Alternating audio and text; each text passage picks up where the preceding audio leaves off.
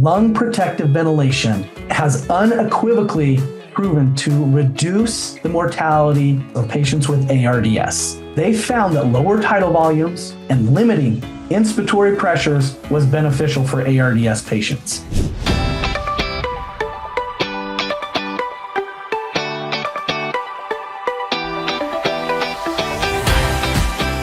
Welcome back to CSPA's podcast. I'm so excited for today's episode. It's going to be taught to you by Dr. Jeremy Heiner, who has over 16 years as an educator. He is a passionate advocate for both student and CRNA education, and he has created dozens of clinical anesthesia trigger films, and he also hosts an anesthesia podcast, which you can find at thenurseanesthesia.com/podcast.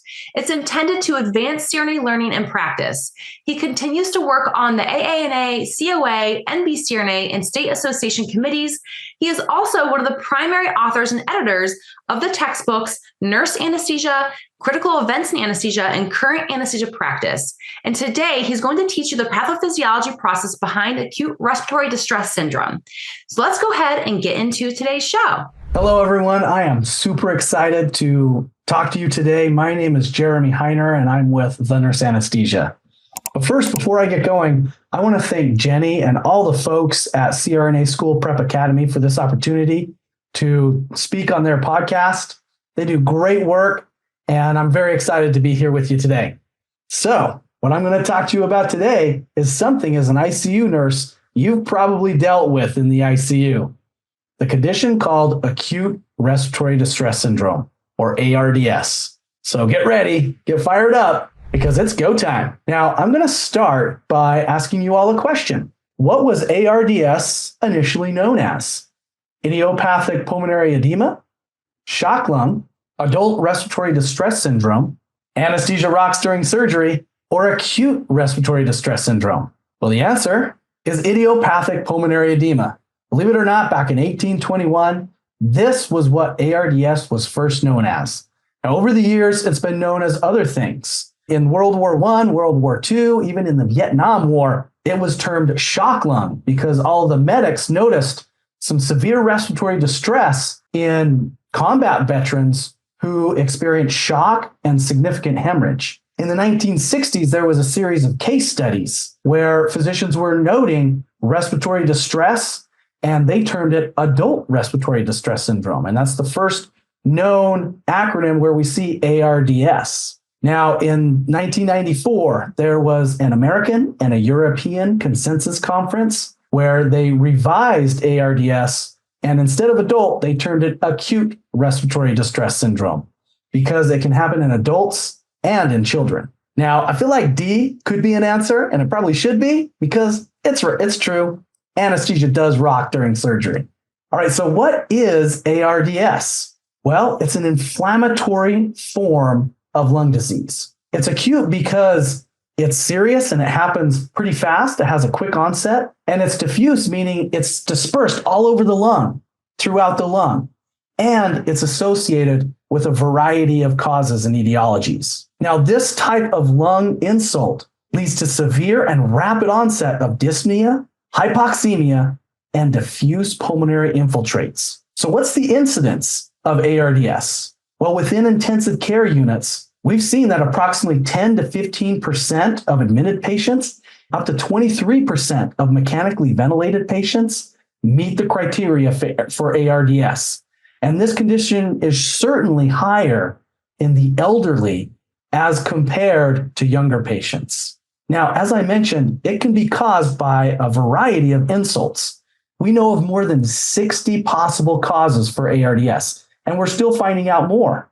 For example, during COVID, we found out that was a cause. But there are a few common causes, and we can see them here in this chart. They're the bolded ones. And as ICU nurses, you know that even there are more specific causes that lead to ARDS. So the majority of cases, of ARDS cases, are actually the result of sepsis or pneumonia. Now, ARDS can be caused by either a direct or an indirect lung injury.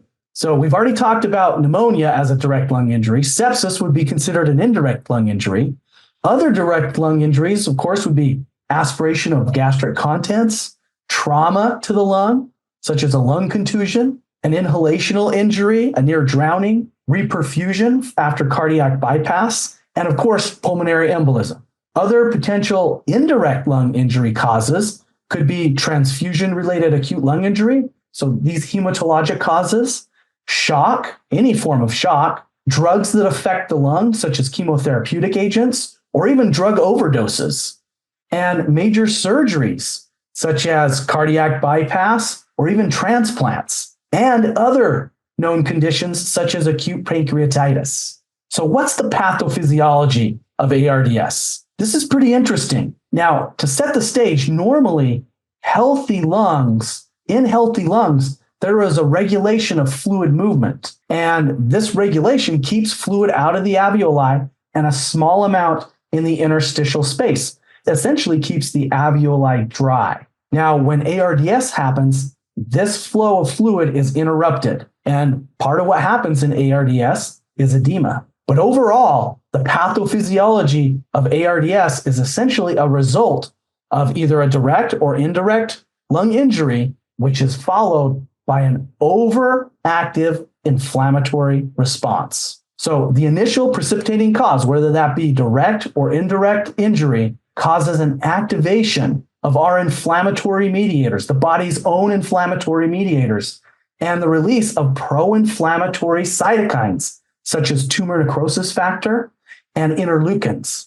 Now, these cytokines, they recruit neutrophils and platelets to the lung. And what happens is when they become activated, they release toxic mediators, such as reactive oxygen species and proteases. Now, these toxic mediators, what they do is they damage pulmonary epithelium and capillary endothelium. So essentially that alveolar capillary membrane that sits there and is very, very important for ventilation and the exchange of oxygen and carbon dioxide.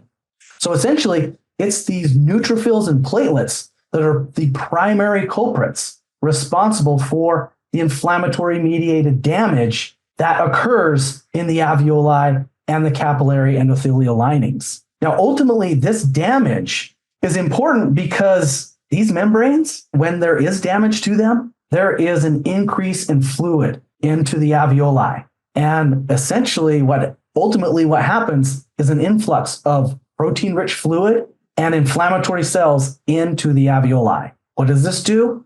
It causes airflow obstruction, a dysfunction of surfactant and the cells that produce surfactant, and ultimately alveolar collapse. So here on this image, we can see a picture of what happens in the pathophysiology of ARDS. Now, on the left is a normal alveoli.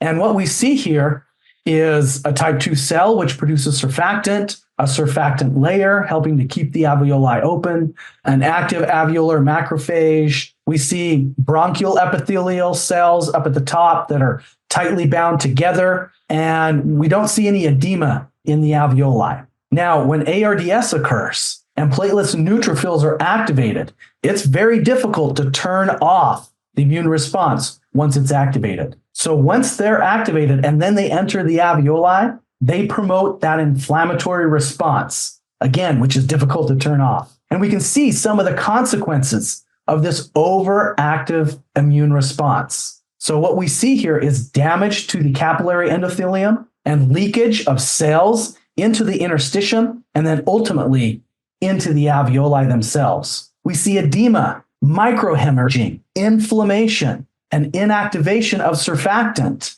and essentially a breakdown of the alveolar cells. Eventually, what we'll see here at the bottom of this alveoli, and what can happen all over the alveoli, is the formation of what's known as a hyaline membrane. This occurs from cellular debris, dysfunctional pulmonary surfactant, and plasma protein aggregates. And when this hyaline membrane forms, it makes it very, very difficult for gases to be exchanged from the alveoli to the pulmonary capillary space. And essentially, oxygenation suffers. What are the consequences of ARDS? Well, we see this in the ICU. Someone who is really difficult to ventilate because of a decrease in lung compliance.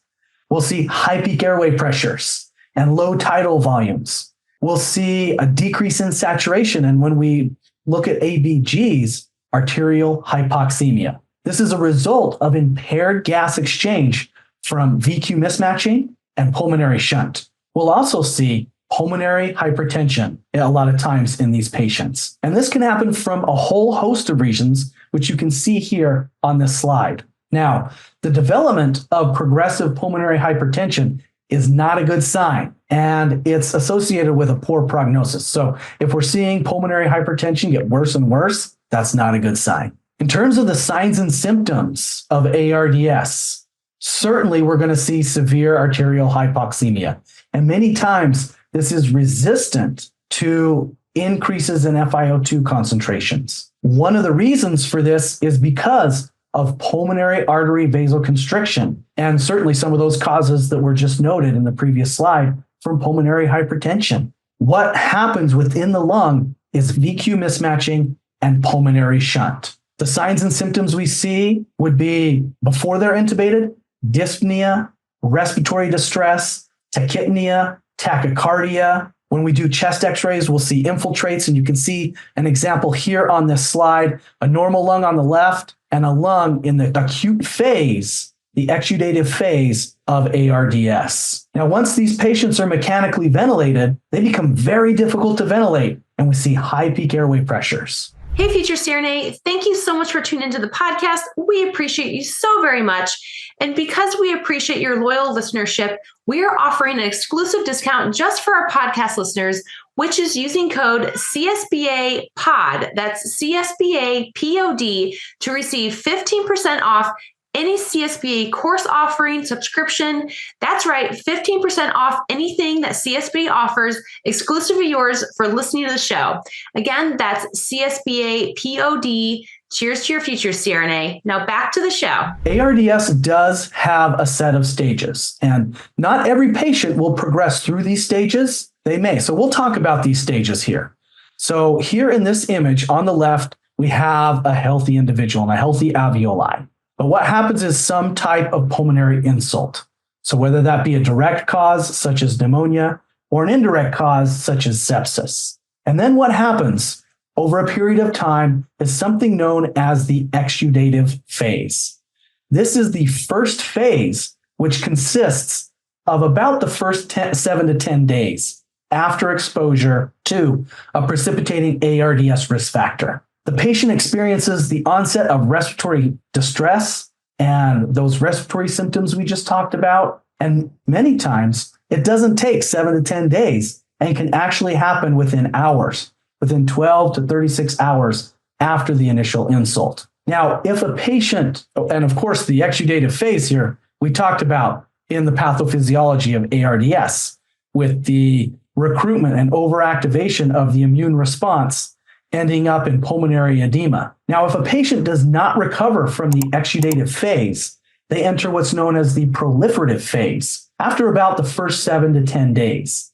In this phase, there is very prominent interstitial edema and early fibrosis. Now, the good news is that approximately 3 weeks after initial pulmonary injuries, most patients do recover. And if we see a normalization of pulmonary artery pressures, that's a good sign. It's a good sign because it indicates that the syndrome is resolving and the alveoli are getting better. Now, some patients end up going through until the fibrotic phase, and this is a pretty rough phase.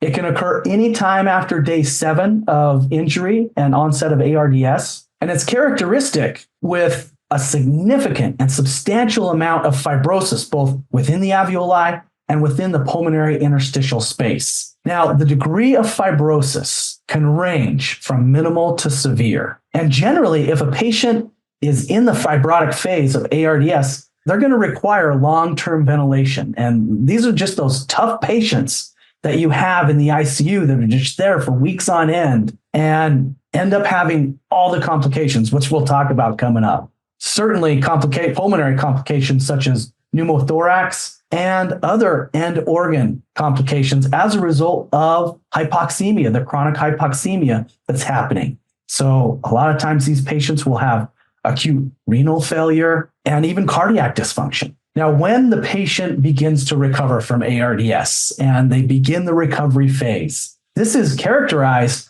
by a gradual resolution of hypoxemia. So the hypoxemia begins to get better. Thank goodness. And we'll start to see improvements in lung compliance. They become easier to ventilate and their chest x-ray starts to look better. We start to see the alveoli open up and less pulmonary infiltrates.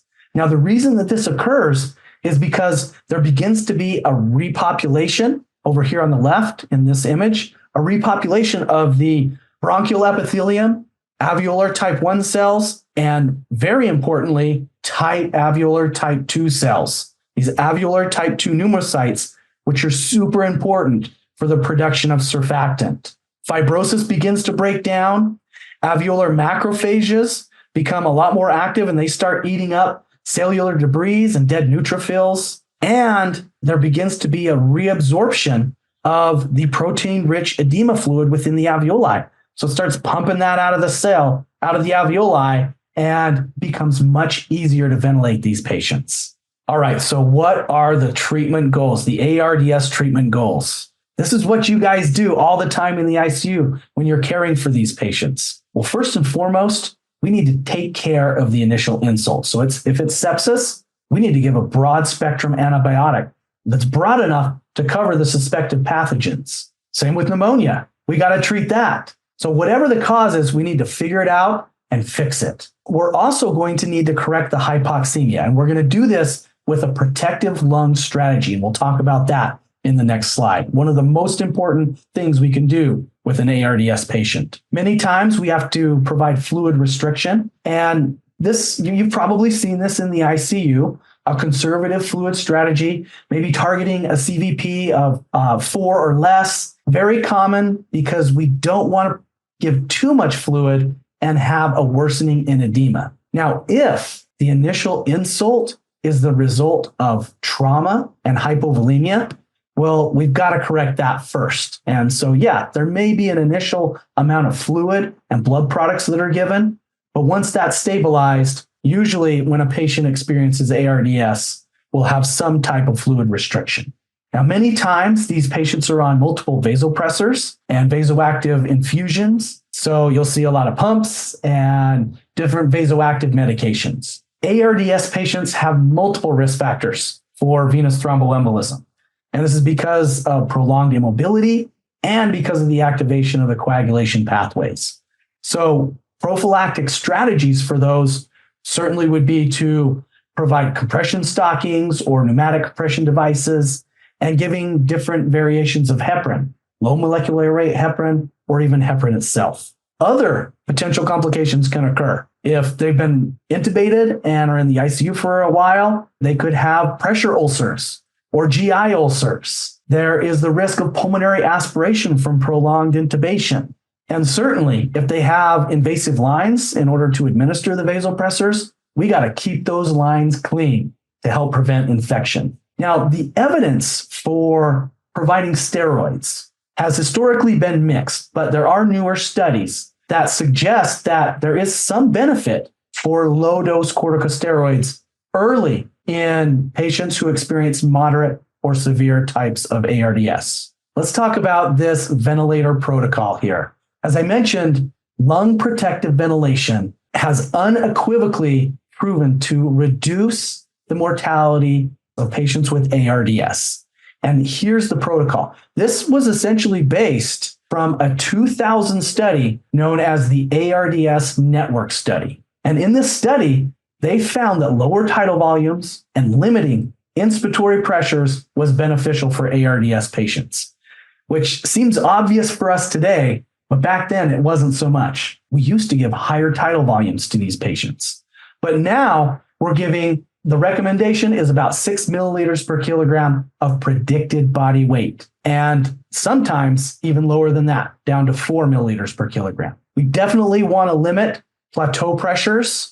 Plateau pressure is less than 30 centimeters of water. In terms of ventilation goals, we're going to target a PaCO2. We're going to use that as a ventilatory guide and try to keep that within the physiologic norm. We can allow a small degree of hypercapnia. So this is known as permissive hypercarbia or hypercapnia. And we're going to increase the FiO2 because of the hypoxemia that occurs. So inspired FiO2 concentrations, they're adjusted. We adjust them to maintain a PaO2 of greater than 55.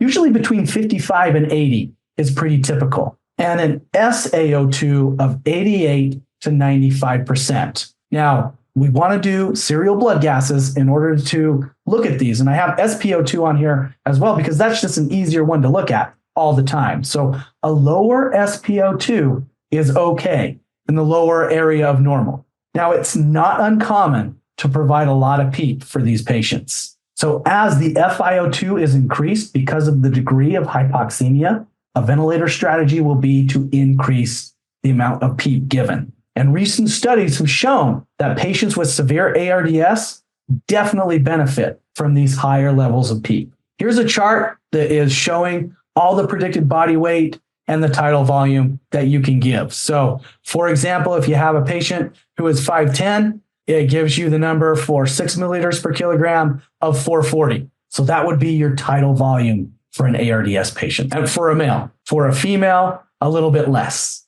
So just a chart to simplify figuring out what kind of tidal volume you need to give. Now, there are additional therapies that we do in the ICU to take care of these ARDS patients. Prone positioning, it helps with recruitment of the alveoli, especially in the dependent lung zones. When we put a patient in the prone position, it helps improve functional residual capacity. It helps with diaphragmatic excursion, and it repositions the heart. So a lot of times we'll get an increase in cardiac, an improvement in cardiac output. Now, the prone position has its challenges, no doubt about it. Our patients are intubated, and we certainly risk extubation when we're flipping these patients prone. You can see here in this image, a patient with a lot of vasoactive drips who likely has an invasive line. So we risk pulling those out as well. We got to be really careful with that. And this patient is pretty skinny in this image. That's not always the case, which can complicate things. Sedation and paralysis are frequently used for ARDS patients. Now, currently, in terms of other types of ventilation, such as high-frequency oscillatory ventilation or even inverse ratio ventilation, we don't have complete data for that, and more studies really need to be done. Now, I do know that some intensivists use these ventilation strategies, but they're typically reserved for the very severe ARDS patients and reserved for rescue ventilation therapies rather than primary ventilation therapies. Now, some patients with severe hypoxemia and hypercapnic respiratory failure may need to go on ECMO. And I'm sure as ICU nurses, you've seen some of these patients moved on to ECMO. The goal of this therapy is to help overcome that severe hypoxemia and respiratory acidosis that's occurring and letting their lungs rest. Other treatments that may occur or that may be initiated could be inhaled nitric oxide or prostacyclines. These are pulmonary vasodilators, and they have shown to improve oxygenation, but their effects are transient, so they don't last that long. And they really haven't shown overall an improvement in mortality because their effects don't last that long. So it really depends on the intensivist's comfort level as to whether or not they're going to institute these therapies. All right, everyone, that does it for ARDS, Acute Respiratory Distress Syndrome. Now, before I go, I want to talk to you just a little bit about who I am and some of the fellows I work with and the Nurse Anesthesia. So I partnered with two other individuals, Sass Elisha and Mark Gabbett. We're based in Southern California, and we created the Nurse Anesthesia. We are nurse educators. And we're also clinicians. We still work every single one of us still works in the operating room. Together, we have over 50 years of teaching experience. And it makes me feel really old to say that. We currently write many of the books that you will use in anesthesia school. So, for example, emergency management in anesthesia and critical care, like to call it EMAC, critical events in anesthesia, and the main textbook used by the majority of nurse anesthesia programs, Nurse Anesthesia. Now, our main goal at the Nurse Anesthesia is to give you an edge, to give you an advantage in your nurse anesthesia education. We know what it takes to succeed in anesthesia and in school. We want to set you up to be successful. We want to accelerate your nurse anesthesia learning, boost your nurse anesthesia clinical experience, and we want to help you become the CRNA that you want to be. So if you're an ICU nurse and you're waiting to get into CRNA school, or if you're a critical care RN and you just want to learn more about anesthesia and critical care, our courses are for you. If you're a student in nurse anesthesia school, our courses are for you. We provide anesthesia and critical care courses that will help you stay ahead of the curve. We want to provide you with that essential knowledge that will help you succeed on your nurse anesthesia journey. You guys, we want to do it together. So check us out. If you want to learn more, check us out on the web at thenurseanesthesia.com. We're also on social media, especially Instagram at The Nurse Anesthesia. And I got one more thing for you. We also have a podcast, the Nurse Anesthesia Podcast. That's right. We like to provide free education as well. We've done some podcasting in the past and we're back at it. The Nurse Anesthesia Podcast, here's an example of some of the episodes that we've already released. And what we do is right here in the caption, we discuss anything anesthesia related. We'll talk about CRNA school. We talk about clinical practice. We talk about Q&A, crisis management, really anything that pertains to the practice of anesthesia. So with all that being said, this is our favorite motto. Let's get going because it's go time. Thanks again to CSPA for this opportunity, and I'll see you next time. Thank you, Future CRNA, for tuning in today's episode. It was chock full of wonderful, dense information. I hope you absorbed it like a sponge. And thank you, Dr. Heiner, for sharing your wisdom with us. We appreciate you, and we hope to have you back on the show very soon. As always, thank you for tuning in. And if you have not left a review yet of our show, I would greatly appreciate that. Until next time, take care. Hey, Future CRNA, as always, I appreciate you and your loyalty. Thank you so very much for tuning in this week. I'd love to hear from you, so screenshot this episode and share it to your IG stories with your biggest takeaway. Don't forget to tag me at CRNA School Prep Academy so I can personally thank you. Be sure to head over to CRNASchoolPrepAcademy.com to check out our blog and gather free resources to help you along your CRNA journey. Stay strong, and I'll see you next week.